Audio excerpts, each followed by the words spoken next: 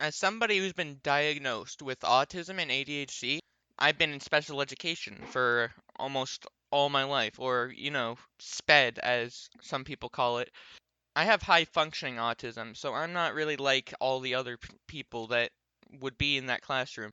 There were plenty of other people in there with high functioning autism or other things that weren't even autism. In fact, some of them were just immigrated from other countries and they didn't really know English too well, or they didn't speak English too well. That's what I'm pretty sure.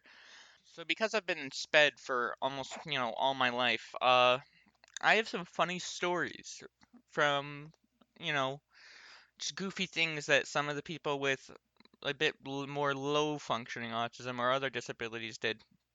And there were some really funny things. So buckle up, because this is gonna be really funny. So our first story starts with a guy that we called Sprinkle Tits. Now Sprinkle Tits, he had very low functioning autism. Um, he would read books like children books at lunch, and so he would always be eating rice. And if you he would get them from the library, right? So if you looked at a book and you think he had read it, if you just flip through, there's probably rice stuck to the pages. Now, what I'm about to tell you happened on two separate occasions. We would go to the gym right before we ate lunch.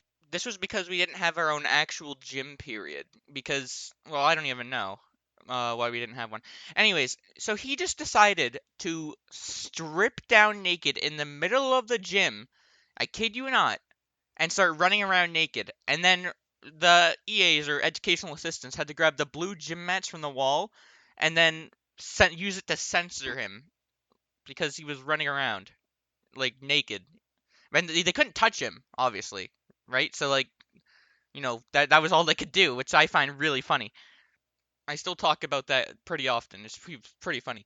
He eventually moved away to another school. He had moved house. The only time I saw him again was when we were at the challenge track and field meet for the special. I also remember I was on his bus and they had to like strap him down with a harness because he would keep on jumping and hitting the roof and he'd damage the roof of the bus. Now another story. This is the only thing that happened with this other guy. Um, So basically, I walked up behind him. He would always be on his laptop watching YouTube, and he also had like low functioning autism, I think, or something else. But he was also in a wheelchair. But I walked up behind him. I looked at what he was watching. He was watching a Smurf bombing video. Like, what the fuck? I mean, it's pretty funny now that I think about it. But like what the hell? This was like he was probably like grade 5 or 6. So like what?